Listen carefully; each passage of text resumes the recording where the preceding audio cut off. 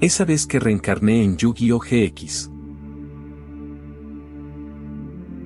Devanáronse vertiginosamente millones y millones de años, se consumieron los universos y nacieron otra vez, se fundieron las estrellas en oscuras nebulosas y las nebulosas se hicieron estrellas. Luego, en el curso lento y sinuoso de la eternidad, el cielo supremo del cosmos llegó al término de una de sus consunciones, y todas las cosas volvieron a ser nuevamente como habían sido innumerables kalpas antes. La materia y la luz nacieron una vez más, tal como habían sido antes en el espacio, y los cometas, los soles y los mundos se lanzaron inflamados a la vida. Pero nada sobrevivió para atestiguar que habían existido y habían desaparecido después, que habían existido y dejado de existir una y otra vez, desde siempre, sin un primer principio ni un último fin. Howard Phillips Lovecraft. La búsqueda onírica de la desconocida Kadat.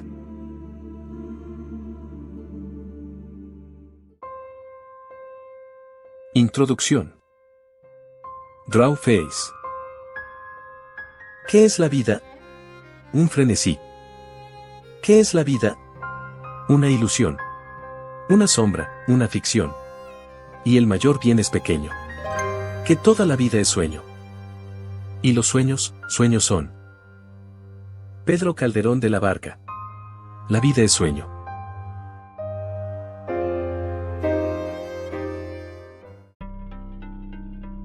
Inversión de desesperación y esperanza. Carta de trampa. Si controlas 3 o más monstruos hada de tierra, manda tantos monstruos del campo al cementerio como sea posible, mínimo 1. Y después cada jugador puede invocar de modo especial monstruos desde el cementerio de su adversario a su propio campo, hasta el número de monstruos mandados al cementerio de su adversario por este efecto.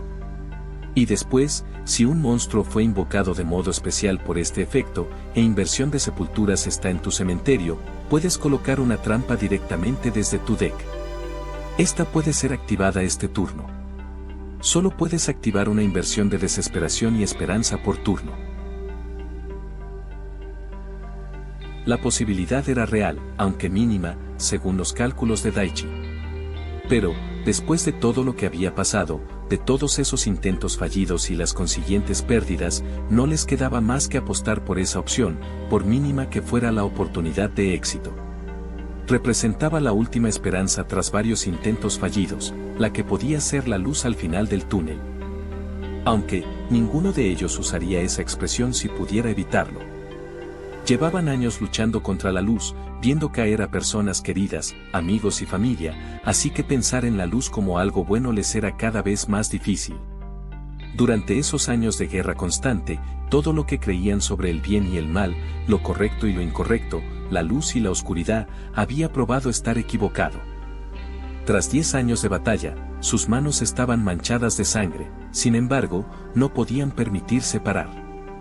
Detenerse siquiera un segundo significaba cuestionarlo todo, incluyendo su propia cordura, y el enemigo aprovecharía ese momento de debilidad para atacarlos. Ya lo había hecho en el pasado. Por supuesto, a veces era imposible no hacerlo. En especial cuando acababas de ver morir a alguien que alguna vez conociste. Quizá a ese compañero con quien compartiste clases, o incluso a una persona a quien te encontrabas todas las mañanas en el elevador de tu lugar de trabajo, o del edificio residencial en el que vivías. Tal vez jamás le dirigiste la palabra a esa persona, no más allá de lo que dicta la cortesía básica. No cambiaba el hecho de que veías la lucidez en su mirada en el momento en que la luz detenía su control mental, veías el miedo en esos ojos, cuando finalmente la vida los abandonaba. Esas miradas vacías todavía los perseguían, atormentando sus sueños y mentes en los escasos momentos de descanso. Así es la guerra, se decían. ¿Era él, o yo? No obstante, repetirse eso como un mantra no hacía que las cosas fueran más fáciles. Pese a que con anterioridad muchos de ellos habían enfrentado la verdadera cara mística del duelo de monstruos, para otros era la primera vez que los duelos se habían sentido tan definitivos. Pocos tenían experiencia con muertes reales relacionadas con el juego. O casi reales, pues los estudiantes atrapados en la otra dimensión décadas atrás habían regresado, en su mayoría, al igual que las víctimas de los portadores oscuros. Incluso aquellos que se habían enfrentado a la luz de la destrucción en el pasado, nunca habían visto esfumarse las vidas de sus oponentes en el momento en que sus puntos de vida se reducían a cero.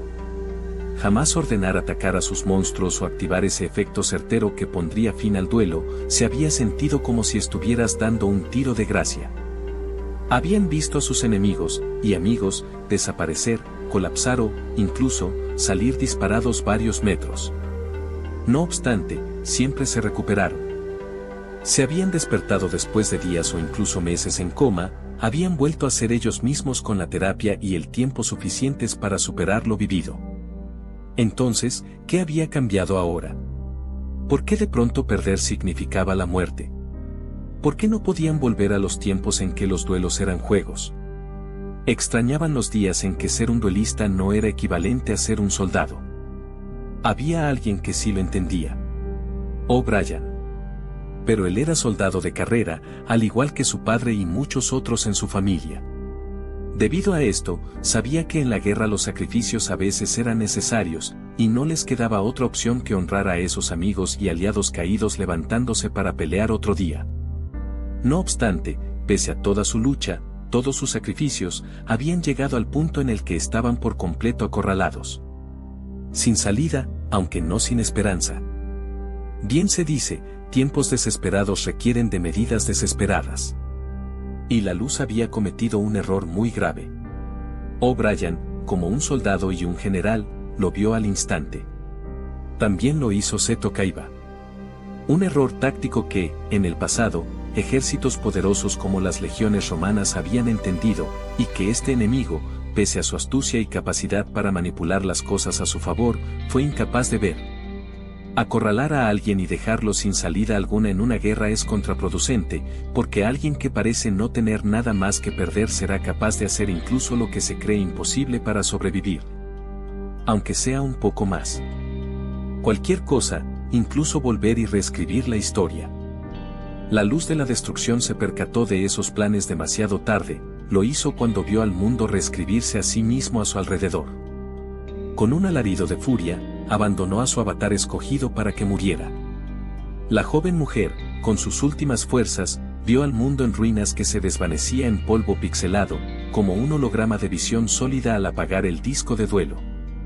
Hacía años que había visto ese mismo fenómeno. Pocos lo recordaban. Quizás solo aquellos que tenían cierta relación con la magia y las leyes metafísicas que regían a su mundo. Alguien había ido al pasado a cambiar las cosas. Esta vez no un enemigo, sino un aliado. En un susurro, con sus últimas fuerzas, pronunció su disculpa. Rua. Ye. Cro. Aquí. Yusei. Yo. Lo siento. Ruka cerró los ojos, dejando que el vacío la consumiera, deseando que, si había otra vida, sus amigos y su hermano estuvieran allí, esperándola.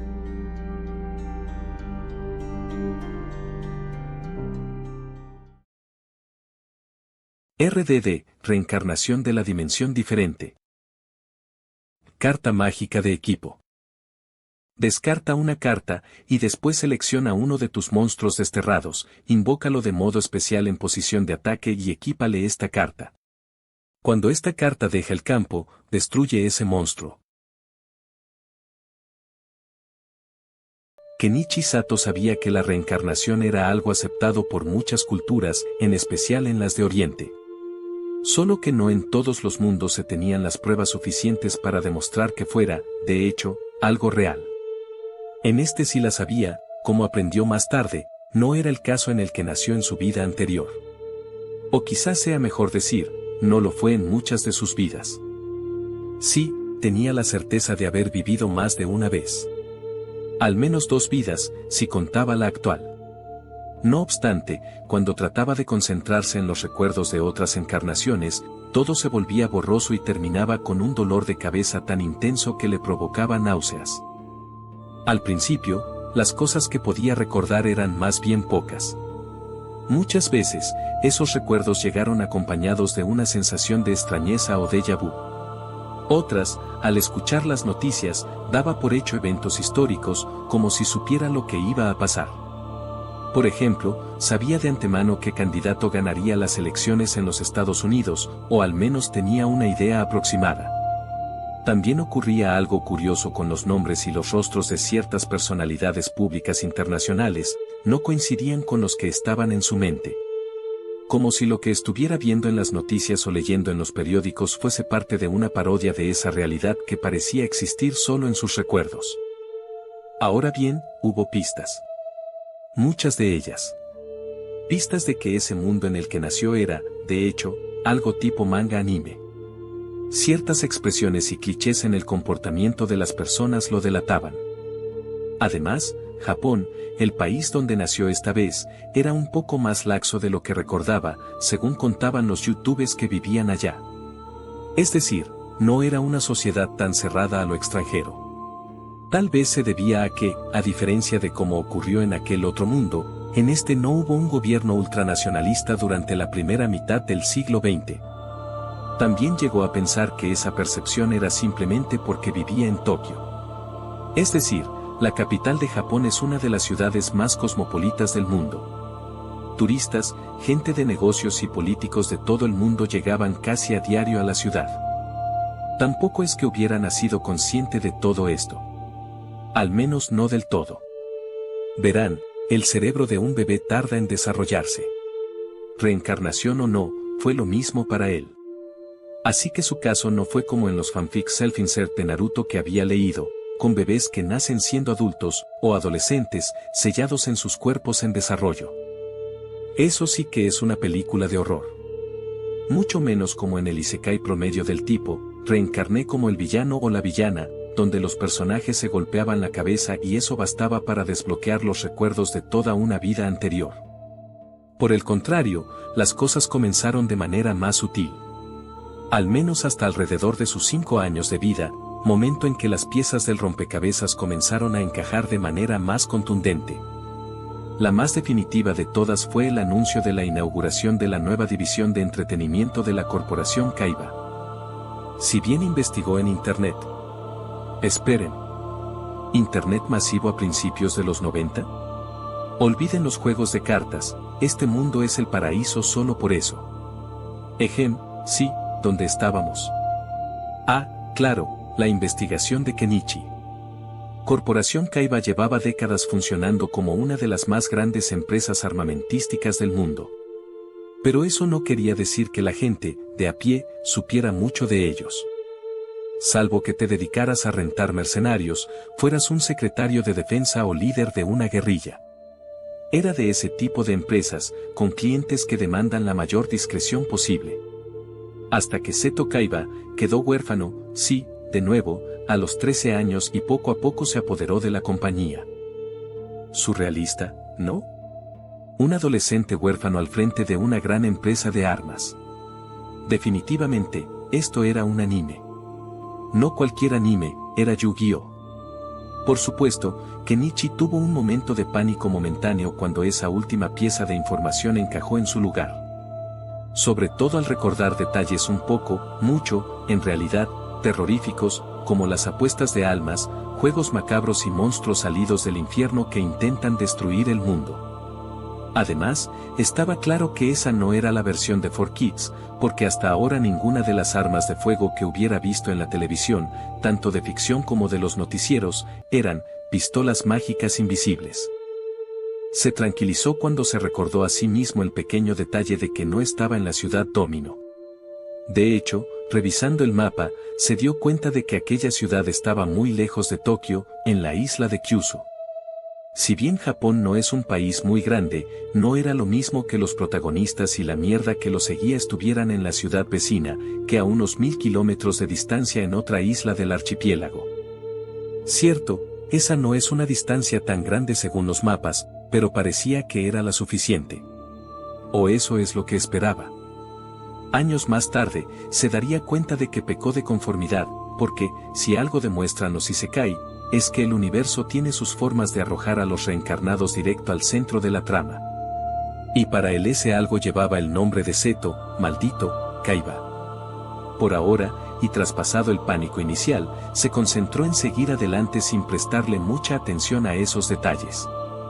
pretendiendo que no había tenido un flashback vertiginoso a tramas de magia antigua egipcia y el fin del mundo.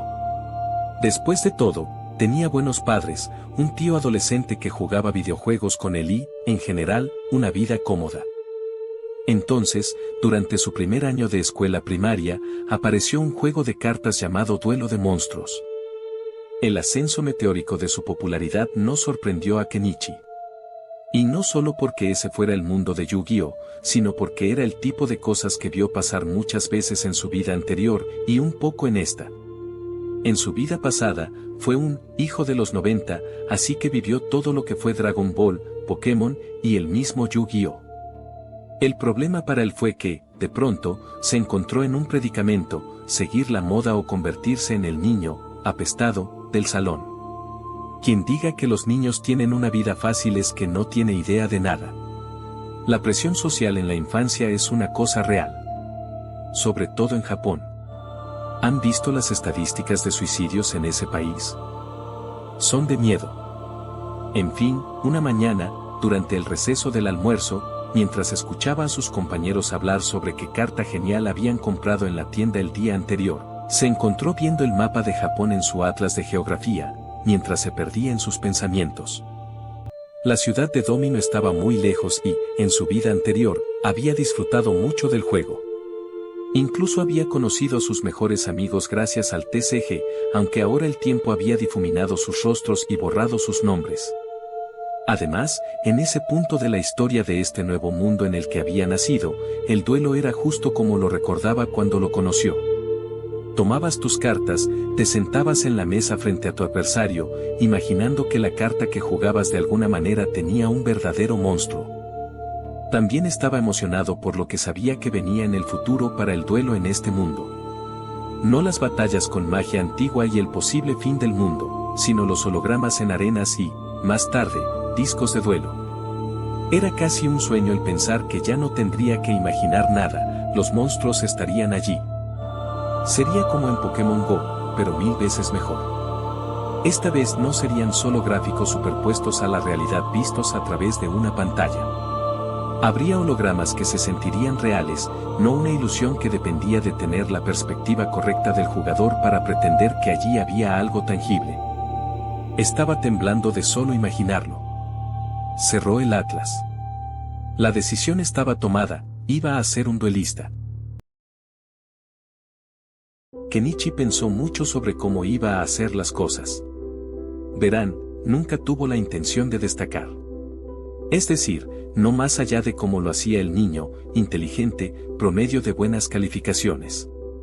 En primer lugar, no se preocupaba mucho por involucrarse de forma activa en cosas como la trama, no al menos una vez superada la impresión inicial. Como se dijo, eso estaba a 1000 kilómetros de distancia, en la ciudad de Domino, y él bien podría ser uno de esos chicos que ganan torneos escolares y luego, al crecer, se dedican a un trabajo tradicional de oficina. O, ya que estaba en Japón, podía apuntar a ser mangaka, escritor de novelas ligeras o desarrollador de videojuegos. Hablando de esto último, este jodido mundo no tenía Tetris. ¿Cómo era posible? Alguien debía arreglar eso.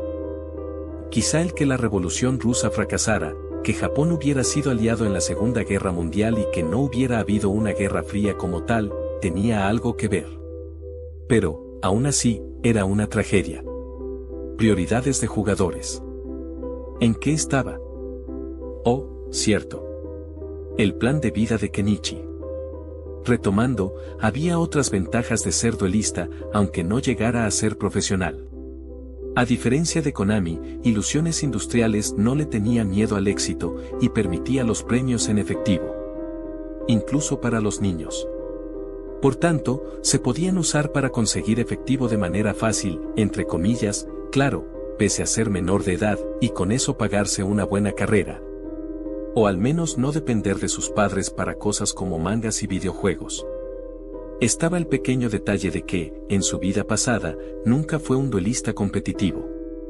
En su adolescencia no había tenido los medios para comprar cartón del bueno. Cuando ya era adulto, su trabajo como administrador de una empresa mediana en su ciudad le había absorbido tanto que, pese a tener el dinero para comprar cartas, se limitó a coleccionarlas. Pese a eso, el hecho de tener sus recuerdos del juego de cartas en otra vida le daba varias ventajas sobre los otros niños de su edad.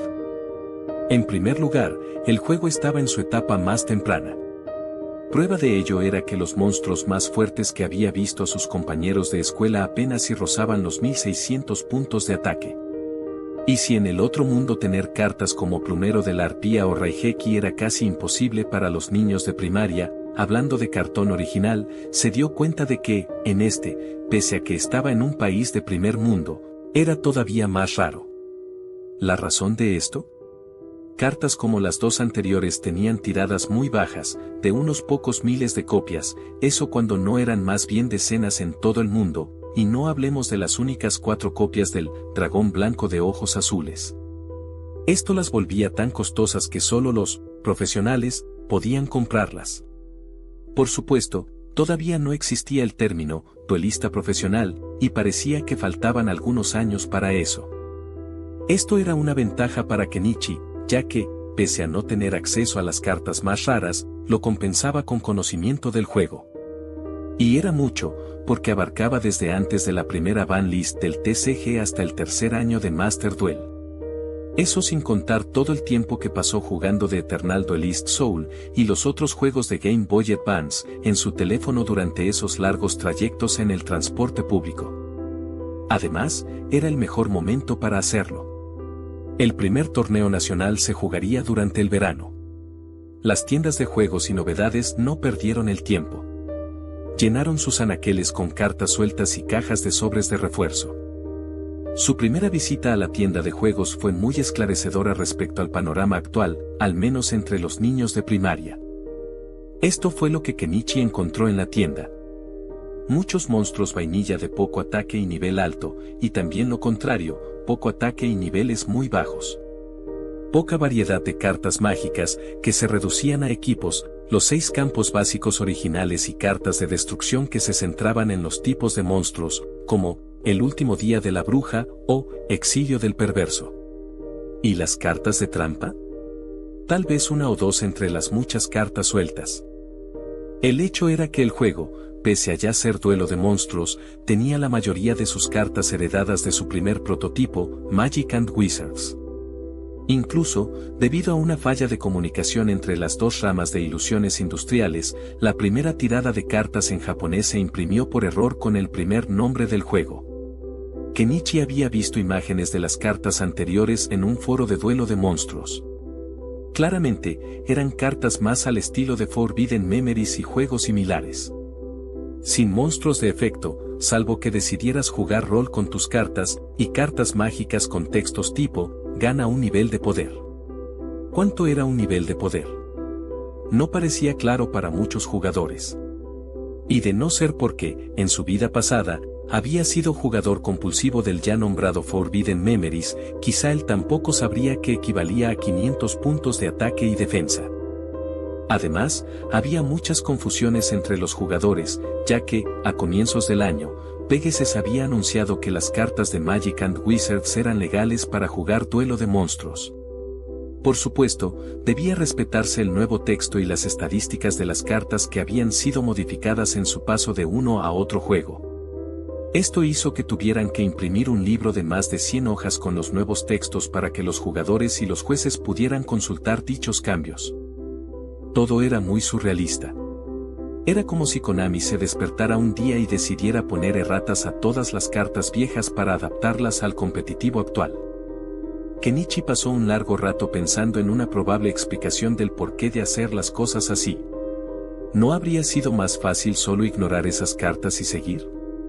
Pero, cuando escuchó la confirmación de los rumores de la existencia del dragón blanco de ojos azules, y se enteró de que las 4 cartas fueron, de hecho, impresas durante la era de Magic and Wizards, algo encajó.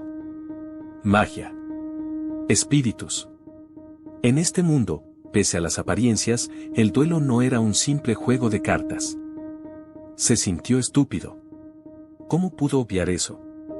Sentía un temor respetuoso por toda la parte de los juegos de lo oscuro, pese a lo cual no consideró la magia como la respuesta. La explicación más simple usualmente es la correcta. Si un hombre inteligente como Pegasus prefería tomar el camino más complicado, y uno que pudo matar al juego, ya que no era el tipo de cosas que los jugadores aceptaban. Debía haber un motivo más allá de malas decisiones de negocios. Y la magia, al ser un factor clave en la existencia del juego, debía estar involucrada. Aún así, pese a ese tropiezo inicial, el duelo de monstruos estaba creciendo a un ritmo acelerado. Y no solo por el próximo torneo nacional, sino por la publicidad que llenaba las principales calles de ciudades como Tokio. Publicidad con hologramas. Si bien, todavía no había rastros de arenas de duelo capaces de generar hologramas, ni mucho menos de los discos de duelo, sí que había decenas de anuncios 3D en las calles de Tokio. Kenichi se sentía como Marty McFly rodeado de monstruos que, de pronto, saltaban de los anuncios y casi parecía que podían cortarte con sus espadas o fulminarte con bolas de fuego. Pero, más allá de esa impresión, esto hizo que Kenichi se encontrara aún más confundido. ¿No se suponía que Kaiba no investigaría esa tecnología hasta después de ser penalizado por el faraón? ¿O era acaso que ese mundo se basaba en el segundo anime, ignorando toda la parte inicial del manga? Al final, se encogió de hombros.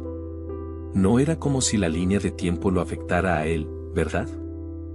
Ah, la dicha de la ignorancia. Pero, regresemos a esa primera visita a la tienda de juegos. Muchas cosas cobraron sentido para él en esa aventura. Es decir, había notado que sus compañeros se limitaban a intercambiar cartas. Algunos pretendían tener duelos, pero más bien era comparar cuál monstruo tenía más estrellas para definir si era el más fuerte. Nada de estrategia real.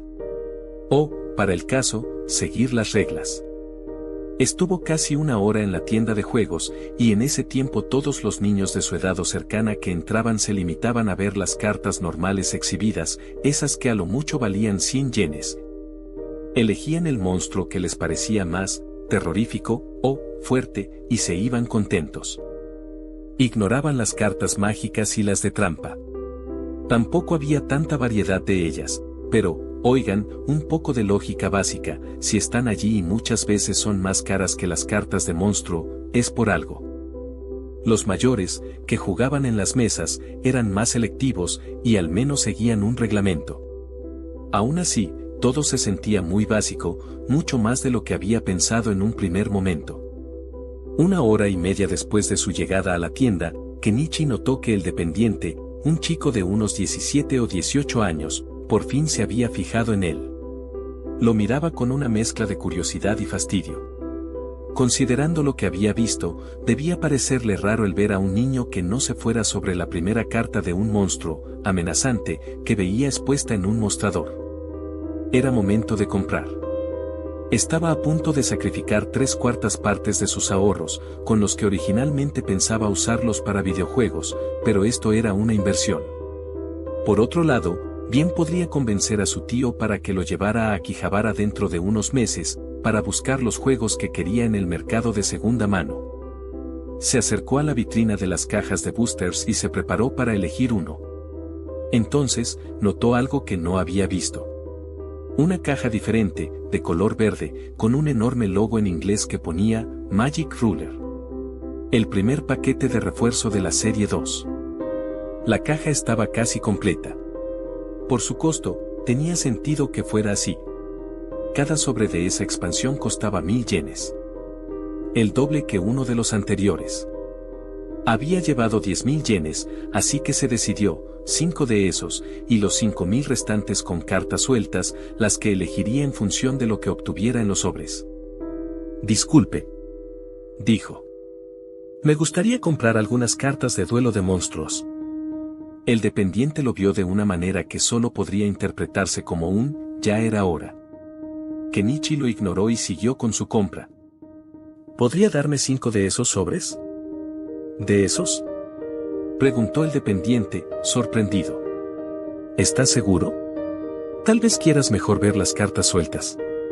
Tenemos muchas, a solo 20 yenes cada una. Kenichi frunció el ceño. Tengo dinero. Sacó varios billetes de uno de los bolsillos laterales de su mochila. Separó los 5.000 yenes y se los mostró. No se trata de eso, niño. Pero, voy a pagarte. ¿Por qué importa si son cartas sueltas o boosters? Solo quiero comprar cartas para jugar Duelo de Monstruos. El chico lo miró, conmocionado.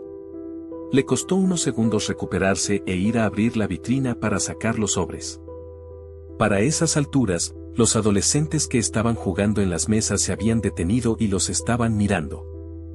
¿Por qué de estos?, lo cuestionó el dependiente. Todavía debía estar un poco sorprendido de que un niño de primaria no estaba yendo sobre las cartas comunes de monstruos geniales que tenía exhibidas. La expansión se llama Gobernante de Magia, en inglés. Me gustan los magos. Debe haber magos poderosos allí. A Kenichi le parecía que esa sería una respuesta típica de niño de primer año de escuela primaria. Tomó los paquetes de cartas, le dio el dinero y se retiró a una mesa vacía para ver qué había dentro. Podía sentir las miradas sobre él, y algunos incluso parecían expectantes por ver qué haría a continuación. Tomó el primero y abrió el papel metálico con mucho cuidado. La primera carta fue, el guardián fiable, que quizá podría serle útil. Siguió el pingüino caballero, la cual le era indiferente. Luego, el kraken de fuego, útil, al ser un monstruo con 1600 de ATK y nivel 4, la cuarta carta era, maldición de demonio, muy útil y molesta en barajas de control, finalmente, hacha del desespero. Hubo una pequeña conmoción. Un niño de primaria había sacado una carta rara en su primer paquete de refuerzo. Kenichi estaba más que satisfecho. Una de sus cartas clásicas favoritas. Eso tenía que ser una señal de algún tipo. Siguiente, colmillo de serpiente, bruja oscura, sastre de lo voluble, kraken de fuego, y explorador sombrío de Hiro. Otro monstruo para atacar. Además, dado lo temprano que era en el juego, el explorador sería molesto, aunque con un alto riesgo de mejorar las manos de sus oponentes. De todas formas, si conseguía tirarles buenas cartas mágicas, sería difícil que las recuperaran. Tercero, caracol mecánico, arremetida imprudente, Grigle, tifón del espacio místico, y energía en cadena. Había comenzado mal, pero ese tifón, combinado con otra carta para mermar los puntos de vida, lo mejoraban mucho. Los murmullos a su alrededor demostraban que otros estaban de acuerdo con él en ese análisis. Cuarto paquete, goblin insolente, destino final, pez de metal, hacha del desespero, y arquera roja. Quizá el mejor de todos hasta ahora. A su alrededor, la gente estaba más que emocionada. Otra carta súper rara. Este niño debía ser un demonio. Kenichi suspiró en su mente. Los japoneses y su necesidad de exagerar las cosas de esa manera. Finalmente, el último sobre, informe del clima, kraken de fuego, pez de metal, goblin insolente, y tortuga gigante que se alimenta de llamas. Parecía que su suerte había disminuido un poco. Pero todavía le faltaba ejecutar la segunda parte de su plan. Considerando lo que obtuvo, se desharía de las cartas de control y de la mayoría de los monstruos, para enfocarse en un mazo de agua, el cual mejoraría poco a poco hasta construir un deck Beatom. Al menos mientras llegaban sus arquetipos favoritos. Lo mejor, sin embargo, eran las dos, hacha del desespero. Podía conservarlas, vender las dos o solo una. Dada su rareza, vender solo una le permitiría comprar muchas más cartas de las que creyó en un primer momento. Por otro lado, su efecto era uno muy bueno en ese punto del juego, en donde la fuerza bruta era por mucho la estrategia más viable. Lo pensó por un rato, considerando todas las opciones. Al final, optó por vender una de las hachas. Una hora después, estaba satisfecho con su primer mazo de 40 cartas. Había conseguido las necesarias para un deck muy básico de agua con una capacidad de ataque decente y buena capacidad de robo. 18 monstruos normales de atributo agua. 15 de ellos con ataques que oscilaban entre los 1000 y los 1600 puntos y de niveles menores a 4, los otros 2 de niveles más altos y más de 1800 puntos de ataque. Si bien todavía no había invocación por tributo en el juego, quería estar preparado. Además de esos, tenía 5 monstruos de efecto, un insecto come hombres, 3 copias de Chico Estrella, y el explorador sombrío de Hiro. 15 cartas mágicas que incluían 6 de las cartas que obtuvo en sus boosters. además de 2 copias de Umi, 3 copias de Caparazón de Acero y una Olla de la Codicia. La última resultó que era como las cucarachas y estaba en todas partes, lo cual explicaba muchas cosas.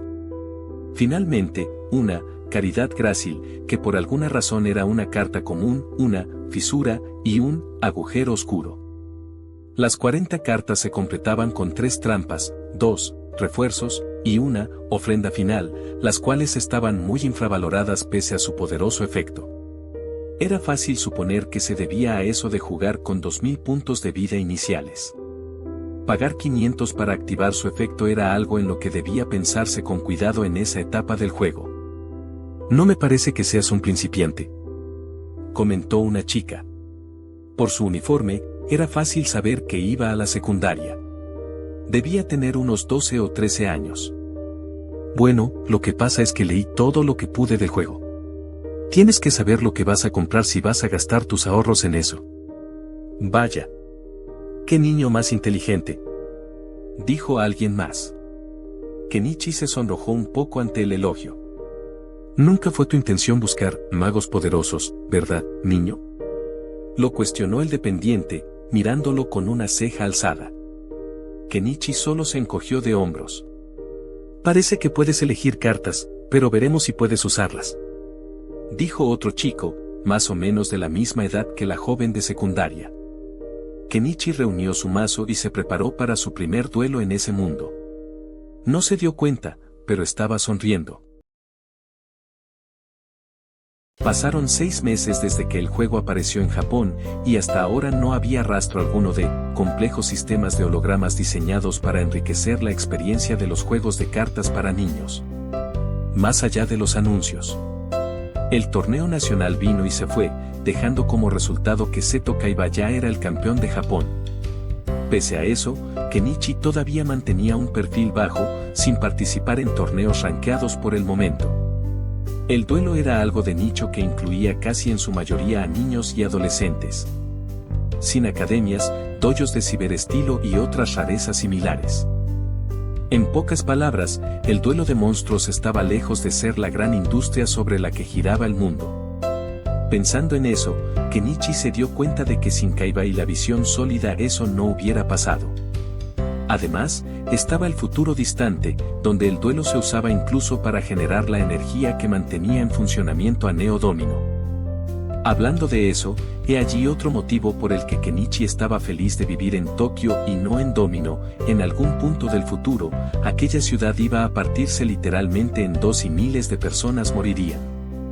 Después de eso, la ciudad se convertiría en el escenario de una novela distópica con juegos de cartas en motocicletas. En todo caso, pensó, para estar seguro, quizá deba considerar mudarme a Estados Unidos o a Europa después de la universidad. O mejor, ir a estudiar allá. Eso sería algo para considerar más tarde, creyó en ese momento. Por ahora, se había vuelto un habitual de la tienda de juegos donde compró sus primeras cartas y los torneos que se realizaban allí. Si bien no estaba ganando efectivo como pensó al comienzo, y no lo sería hasta que pudiera ir a alguno de los torneos grandes, la compraventa de cartas e intercambio era un mercado lucrativo, si sabías negociar. Y eso era cierto, tanto en ese mundo como en el real. Podía dar fe de ello porque, en su vida pasada, estuvo presente cuando alguien sacó un Mago Oscuro del Caos, de primera edición de un booster de Invasión del Caos. Allí mismo, sin pensarlo 2 veces, otro jugador se lo cambió por un Game Boy Advance con 3 juegos. Estaba más que contento con la ventaja que le daba su conocimiento previo del juego. La información que tenía sobre las cartas le permitía hacer buenos tratos. Además, el dependiente de la tienda, que resultó ser el hijo del dueño, se volvió muy amigo suyo. Sobre todo después de que se dio cuenta de que podía sacarlo de un apuro cuando estaba a punto de hacer un intercambio no muy favorable. Así que tal vez no tenía mucho dinero extra en el bolsillo, pero siempre podía cambiar cartas por videojuegos. Solo por eso, parecía que su nueva vida como duelista era buena. Fue una tarde de viernes, después de volver de la escuela, cuando Kenichi Sato supo que no podría estar al margen de la trama tanto como lo hubiera deseado. La primera señal fue que, sin ser una fecha significativa, como un cumpleaños o celebración por algún logro escolar, su madre lo recibió preparando sus platillos favoritos para la cena de esa noche. También estaba cocinando los favoritos de su padre, lo cual fue una segunda señal de alarma de que algo grande pasaba. Curioso, cuestionó a su madre al respecto. Lo cual no sirvió de mucho. Espera hasta la cena. Y ve a prepararte. Tus abuelos y tu tío vienen a cenar. Una tercera alarma se encendió en su cabeza al saber eso. No era normal en un viernes por la noche que algo así pasara. No en la cena de un fin de semana ordinario como aquel. Por supuesto, al final resultó que ese no era para nada un fin de semana ordinario. De hecho, estaba muy lejos de serlo. La cena se sirvió en el comedor tradicional, con la mejor vajilla de su madre y las comidas favoritas de toda la familia. Un banquete que, normalmente, se reservaba para el año nuevo y el aniversario de sus padres. Y luego, sucedió un cliché que más bien parecía de una película de Hollywood. Su padre se levantó, llamó la atención de todos e hizo su anuncio: iban a mudarse. Pero eso no era el gran evento por el cual estaban celebrando, era solo el preámbulo. Verán, su padre era ingeniero informático en una compañía de juegos electrónicos. Una importante. Fabricaban máquinas de arcade, juguetes electrónicos y videojuegos domésticos. Él dirigía el departamento de desarrollo de nueva tecnología. O al menos así había sido hasta ese día. Desde hacía un par de años, tras la muerte de Gosaburo Kaiba, la corporación que fundó había dado un giro hacia otros rubros. Dejó la fabricación de armamento y se sumergió de lleno en la industria del entretenimiento. Y con esto, comenzó a hacer adquisiciones de empresas de ese tipo a diestra y siniestra. Era como Microsoft, comprando estudio tras estudio. Su adquisición más reciente, la empresa donde trabajaba su padre. Lo cual vino con una reestructuración en la cual, lejos de perder su empleo, se encontró siendo ascendido. Por eso se mudaban de la ciudad. Su padre iba a trabajar ahora en la matriz de Corporación Kaiba. Él se mudaría primero, para comenzar a poner las cosas en orden en su nuevo hogar, y también para que Kenichi no se retrasara en la escuela debido al estrés que significaba empacar para una mudanza. Para el niño, sin embargo, había otras cosas que lo preocupaban más que acabar su primer año de primaria con notas malas. Estaba el hecho de que se iba a la ciudad de Domino, el epicentro de muchos eventos terroríficos que, para su desgracia, todavía no pasaban. Estaban en diciembre de 1994. El plan era mudarse a Domino durante las vacaciones de primavera del año 1995, para que, ese abril, Kenichi comenzara su segundo año de primaria ya en su nueva escuela. En todo ese tiempo, no tenía noticias de que el reino de los duelistas hubiera sucedido ya. Kaiba seguía siendo el campeón nacional y uno de los favoritos para ganar el campeonato mundial del próximo año. Respecto a Yugi, el futuro rey de los duelistas, todavía no escuchaba nada. Al menos soy solo un niño de primaria, se dijo en la madrugada, cuando por fin comenzaba a quedarse dormido. No hay forma de que me cruce con ellos. Kenichi se convenció de eso. Después de todo, ellos eran como 10 años mayores que él. Además, por las imágenes que recordaba del anime, podía decir que Domino era una ciudad grande. Por supuesto, se equivocaba. La trama siempre buscaría activamente involucrar a la pobre alma reencarnada. Una lección que cualquiera que hubiera visto unos cuantos isekai debía saber bien.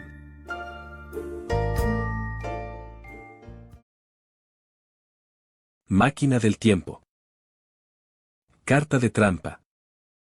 Cuando un monstruo es destruido en batalla y mandado al cementerio, invoca a ese monstruo de modo especial al mismo campo en el que estaba, en la misma posición de batalla que tenía cuando fue destruido. Pegasus. El día que la señora Cynthia murió, los empleados de la familia Crawford pensaron que también perderían al joven maestro. La vida no había sido amable con el joven Pegasus Crawford. Sus padres murieron tras contraer una fiebre exótica durante un safari en Sudáfrica. De un día para otro, con solo 15 años, el adolescente se vio forzado a crecer y hacerse cargo de la compañía familiar. Fueron 2 años de intentos por parte de la alta gerencia de ilusiones industriales para hacerlo a un lado. Demasiado joven, argumentaban. Además, siempre ha sido alguien sentimental. Se deja guiar por sus emociones y no tiene la cabeza fría para tomar las decisiones que se necesitan. Cuando nada de eso funcionó y, contra todo pronóstico, el joven logró ganar cada vez más apoyo entre los empleados, hubo atentados físicos contra su integridad. La señorita Cynthia y su familia habían estado con él a cada paso. Honraron la promesa que hicieron al señor Crawford en su lecho de muerte, guiar y acompañar a su hijo contra un mundo implacable que trataría de quitarle todo. Por desgracia, parecía que la familia Crawford estaba maldita. 6 meses después de que el joven maestro y la señorita Cynthia hicieran sus votos en aquella pequeña capilla de Los Ángeles, la ahora señora Crawford sucumbió ante un cáncer detectado demasiado tarde. La misma noche en que eso sucedió, el joven maestro cayó en cama víctima de una fiebre que los médicos no pudieron explicar. Durante 3 días, el señor Peggese se había consumido en su cama, con una fiebre alta que iba y venía, provocándole pesadillas. Los pocos momentos en que estuvo despierto, los había pasado sumido en alucinaciones. Luego, al tercer día, la fiebre simplemente desapareció.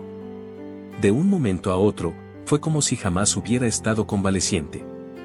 Las ceremonias luctuosas por la joven señora Crawford, que se habían suspendido en espera de su joven esposo, se reanudaron. El joven maestro estuvo allí durante toda la ceremonia, de pie junto al féretro de su amada esposa. Quienes lo conocían, notaron que algo había cambiado en él. Estaba erguido, con una mirada de férrea determinación, mientras aceptaba las condolencias de amigos y familiares. Incluso las falsas de aquellos mismos ejecutivos que intentaron sacarlo del camino, pero a los que nunca les pudieron probar uno solo de sus crímenes. Y cuando todo estuvo dicho y hecho, el joven maestro solicitó a su suegro que tomara las riendas de la compañía momentáneamente. Peggese Crawford viajó de regreso al hogar ancestral de su familia, en Inglaterra. Un lugar que su abuelo había abandonado en los años 40, con un hijo recién nacido y lo poco que quedaba de la herencia de su esposa. Desde entonces, nadie de la familia había vuelto a pisar tierras inglesas. Nadie sabía qué había hecho en la casa familiar. Durante los 6 meses que estuvo allí, fue como si la tierra se lo hubiera tragado. Cuando por fin reapareció en California, fue para reunirse con Krakitz, uno de los más leales empleados de la familia Crawford. Lo que se dijo en esa reunión es algo que el resto solo pudo conjeturar. Lo único que podían decir con certeza es que allí se decidió el futuro de Ilusiones Industriales. No obstante, antes de que esos planes se ejecutaran, el joven maestro dejó el país una vez más. Un mes después, regresó de su viaje con un aspecto muy diferente. Se veía más viejo y sus movimientos y acciones dejaban ver un cansancio inusual en alguien de su edad. Además, cambió por completo su peinado, dejando que los mechones de su cabello plateado cubrieran la mitad de su rostro, como si temiera mostrar su ojo izquierdo.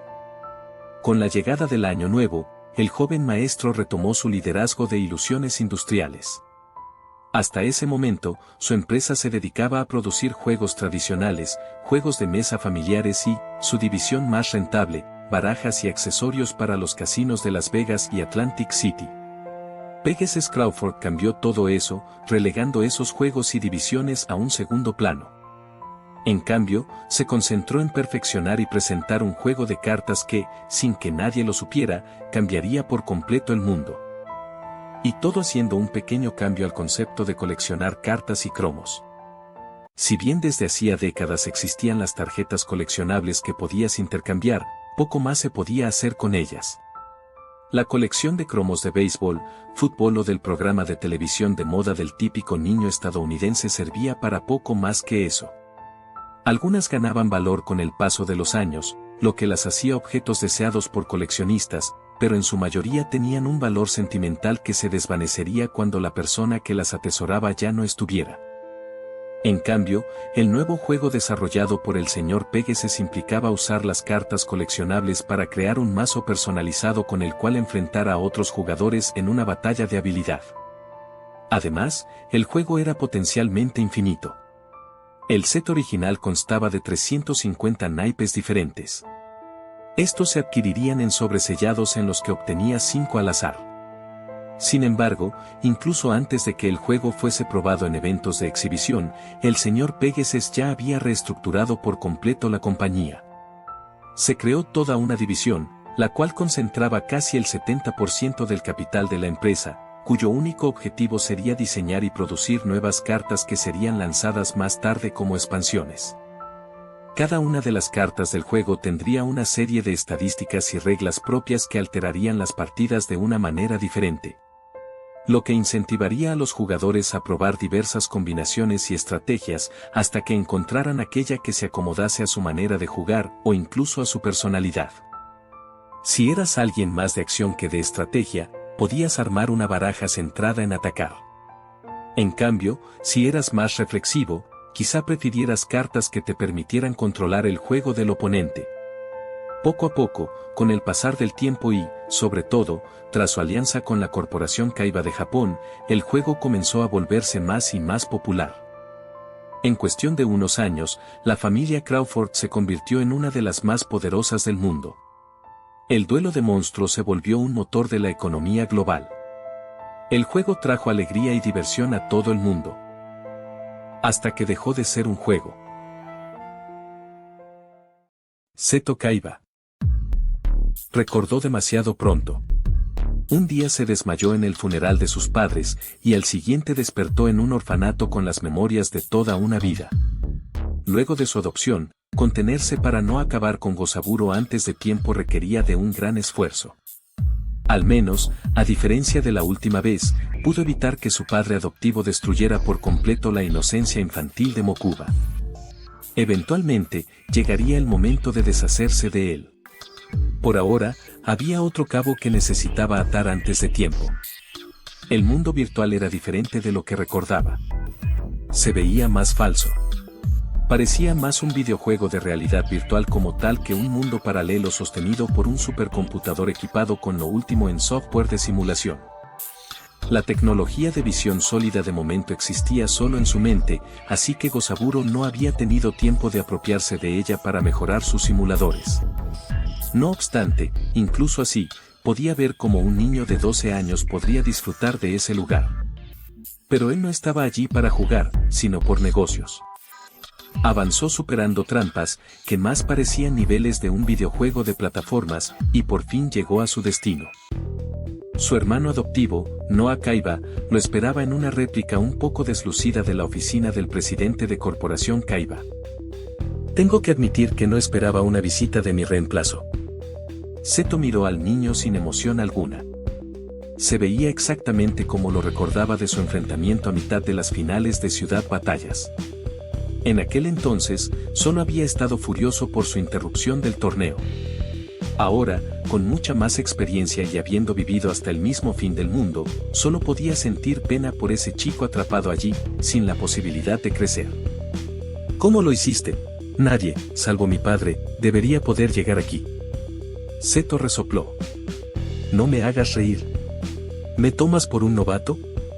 Vencer sus medidas de seguridad es tan simple que hasta un estudiante promedio de informática podría conseguirlo. Claro, un estudiante promedio de 20 años en el futuro, pero Noah no tenía por qué saber eso. Dudo que esta sea una visita de cortesía. ¿Qué buscas en este lugar? Espetó. Gozaburo te abandonó en este sitio.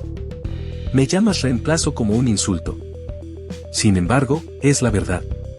Te desechó como a un juguete viejo en el momento en que te vio como algo inútil. Mientes. No me malinterpretes. No estoy aquí para regodearme en tu miseria. Por el contrario, quiero proponerte un trato para vengarte del hombre que te abandonó aquí. Noah parpadeó, por un momento su máscara de arrogancia deslizándose de su rostro. ¿De verdad piensas que yo me aliaría contigo? Se burló, tratando de recuperar algo de su compostura. ¿Crees que voy a ayudarte a organizar la caída de mi propio padre? Podría intercambiar lugar contigo, dejarte atrapado aquí y quedarme con tu cuerpo para volver al mundo real. No me subestimes. Lo interrumpió Seto. Tomé mis precauciones antes de entrar a este lugar. Los gráficos del mundo virtual comenzaron a fallar. Noah miró a su alrededor como el mundo que había reconstruido con base en sus memorias y sus conocimientos de programación se deshacía. De pronto, una nueva versión de la oficina, más nítida y realista, se materializó a su alrededor. «Vives atrapado en un mundo creado con tecnología obsoleta», se burló Seto. «Por suerte, tengo el conocimiento para mejorarla. Incluso, podría sacarte de aquí. Darte la capacidad de interactuar de nuevo con el mundo real. ¿Qué es lo que de verdad buscas aquí?» «Pensé que fui muy claro. Quiero venganza. Contra Gozaburo y contra la junta directiva de la compañía. ¿Sabes? Es curioso que tuvieras un accidente tan trágico en esas circunstancias». Noah no tardó mucho en darse cuenta de las implicaciones de las palabras de Seto. Cerró sus puños y golpeó los posabrazos de la silla del presidente de la compañía. «Nos traicionaron. Eso siempre pasa. Este es un mundo despiadado. Cuando hay dinero, en especial de una gran compañía como esta, que maneja el 40% del mercado mundial de armas, todos están dispuestos a traicionarte. Aunque solo obtengan migajas. Y, por desgracia, esa corrupción es la que llevará a este mundo a su fin». Noah retrocedió. El avatar virtual de Seto cambió. El niño de 11 años, muy parecido a él cuando tuvo aquel accidente, fue reemplazado por alguien mucho mayor. Alguien cansado y que parecía llevar el peso del mundo en su espalda. «Esto va más allá de una rencilla familiar por Corporación Kaiba. Me llamaste tu reemplazo. No me gusta admitirlo, pero es la verdad. Y la razón de eso es simple, hay pocas personas en este mundo que pueden alcanzar nuestro nivel de intelecto». Seto hizo una mueca, como si le costara decir todo eso. «Sé que no eres una mala persona. Eres un niño al que criaron para pensar que el mundo estaba allí para que los poderosos lo tomaran. Lo sé, porque es la misma crianza que Gozaburo intentó conmigo. Pero también eres un niño al que abandonaron a su suerte, solo en este frío mundo virtual, sin contacto con más humanos». «No es verdad. Mi padre. Hace más de un año que no se molesta en revisar personalmente cómo estás. Eras un recurso para ser utilizado. En cuanto perdiste esa utilidad, te desechó. Igual que ha hecho con muchos otros. Para él, todos somos piezas que usar en su juego de ajedrez. Eso no cambia, incluso si lleva su sangre». Noah se mordió los labios. Cerró los ojos, conteniendo las lágrimas de frustración. Nada de lo que Seto decía era falso. Él, simplemente, quería creer que su padre no haría eso. Que no se lo haría a él. «Te lo dije. Esto no es simplemente una alianza para destruir a Gozaburo y a los directivos de Corporación Kaiba. Es también una oportunidad de que puedas salir de aquí. No existe la tecnología que pueda hacer eso. No sin robar el cuerpo de otra persona. Si la hubiera, yo. Existe en mi mente. Todo lo que necesito son los recursos para desarrollarla. Y esos recursos están en el Departamento de Investigación y Desarrollo de Corporación Kaiba». Seto cerró los ojos. Respiró profundamente, y luego avanzó hacia el escritorio. Una silla apareció frente a él y se sentó. Noah lo miró, expectante. «Deja que te cuente una historia. Una que, si hacemos las cosas bien, nunca sucederá». Seto Kaiba tenía 13 años cuando Gozaburo saltó por la ventana de su oficina. La policía tenía sus sospechas sobre él, siendo la última persona que estuvo a solas con su padre adoptivo ese día. No obstante, no hubo ninguna prueba. Menos aún cuando todas las líneas de investigación comenzaron a apuntar a un suicidio. Incluso si las causas no eran del todo claras. Aunque la mayoría pensaban que tenía que ver con la muerte de su hijo biológico. Ese mismo día, pocas horas después de la reunión de Seto con Gozaburo, el personal médico privado que se ocupaba de Noah Kaiba, quien estaba en coma desde un fatídico accidente años atrás, lo declaró muerto. Considerando la cantidad de dinero que el empresario había gastado en mantener viva cualquier esperanza de que su hijo despertara, los psiquiatras consultados por las autoridades estuvieron de acuerdo en que era una posibilidad. En todo caso, siendo un hombre construido a la antigua, Gozaburo nunca invirtió en su salud mental. Por tanto, todo quedó en meras especulaciones. Más allá de eso, la alta sociedad de Japón y los socios internacionales de Corporación Kaiba estaban atentos a lo que pasaría con la compañía. Siendo Seto aún un niño, sabían que la junta directiva trataría de tomar el control e incluso deshacerse de ambos hijos adoptivos. Sin embargo, antes de que cualquiera pudiera hacer un movimiento, Kagemaru Osita, el olvidado cofundador de la compañía, salió de su retiro para tomar al joven heredero bajo su protección. Con su asesoramiento, el adolescente comenzó a desmantelar el imperio armamentístico de la familia Kaiba para crear una de las empresas de entretenimiento más grandes del mundo, centrando su investigación en el desarrollo de tecnología holográfica para aplicaciones domésticas y no de simulación bélica como la empresa venía haciendo. Secundario a eso, se invirtió también en el desarrollo de tecnología médica, desarrollo energético y un amplio abanico más de rubros. Siempre alejado de la industria de la guerra y manteniendo lo recreativo en primer plano. Al cumplir los 15 años, Seto Kaiba fue declarado legalmente un adulto y tomó el control definitivo de la compañía.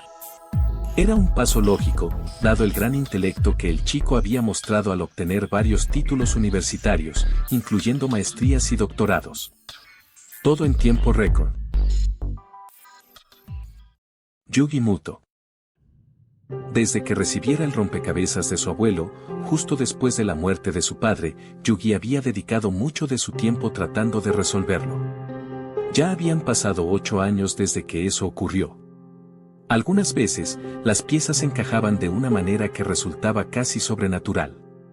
Sin embargo, en el momento en que se volvía consciente de eso, su mente pasaba a quedarse en blanco. Como si alguien de pronto hubiera borrado la información necesaria para terminar el puzzle. Alguna vez le comentó eso a su mamá y a su abuelito. Su madre le dijo que quizás solo debía relajarse. Es algo que pasa a veces, explicó. Cuando nos concentramos mucho en una actividad, en especial cuando es algo muy difícil, podemos llegar a estresarnos, lo que hace que las cosas no salgan como queremos. Su abuelo, por su parte, le revolvió el cabello, mientras le decía que se diera el tiempo para disfrutar del proceso. Este no es un rompecabezas ordinario. Tiene el poder de cumplir los deseos de aquel que consiga completarlo. Así que, quizá, no has encontrado la manera porque no es el momento. Tu voluntad no debe estar solo en resolverlo como un pasatiempo más. Tu deseo debe alinearse con el destino. Es posible que solo entonces los dioses te escuchen y te muestren el camino para terminarlo. Pese a eso, en los 8 años que transcurrieron desde que obtuvo el puzzle milenario, Yugi llegó a creer que nunca llegaría ese día. Hasta esa noche. Adolorido por la paliza que recibió de Ucio, su mente pareció por fin alinearse con su corazón. Cada pieza fue encajando en su lugar como tantas otras veces, pero esta vez no podía parar. Era como si los mismos dioses guiaran sus manos. Por favor, deseo tener amigos, deseo salvar a Honda y a Yonochi. Deseo salvarlos a todos. Una pieza más hizo clic al acomodarse en su lugar. Sus dedos tantearon el interior de la caja dorada. Nada. Estaba vacía. Yugi se levantó de un salto. La última pieza debía estar allí. Tenía que ser así, de lo contrario, todo su esfuerzo sería en vano. Su deseo jamás se haría realidad. Buscó por todos lados, pero nada. No estaba en su habitación, en los bolsillos de su uniforme escolar o en su mochila. ¿La habría perdido en la escuela? Quizás se cayó esa tarde, cuando Yonochi vació las piezas en su pupitre tras bromear. Estaba a punto de regresar al colegio para buscarla allí cuando algo lo detuvo. «Espera un momento», dijo una voz dentro de él. Se sentó de nuevo en su escritorio y miró el rompecabezas casi terminado. Apretó los puños y se mordió el labio tratando de reprimir las lágrimas. Alguien golpeó la puerta de su habitación. «¿Estás allí, Yugi? ¿Abuelito?» Se levantó, limpió su rostro y fue a abrir la puerta. Su abuelo estaba de pie en el pasillo con la última pieza del puzzle milenario en su mano. «Hace un rato, mientras cerraba la tienda, uno de tus compañeros vino a buscarte. Se disculpó y me dejó esto antes de que pudiera venir a hablarte. Fue algo curioso, estaba empapado de pies a cabeza, aunque hoy no hemos tenido lluvia. Yugi tomó la pieza del rompecabezas, mientras le prometía a su abuelo que le agradecería a su compañero cuando lo viera en la escuela. Agradeció a su abuelito y cerró la puerta. Su corazón latía de alivio y expectación. La pieza final encajó con el resto.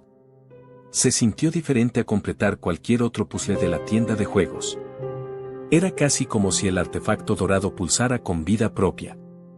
Luego, hubo un destello que iluminó la habitación entera con una luz dorada y sobrenatural. El faraón sin nombre era libre de nuevo. Y Yugi recordó.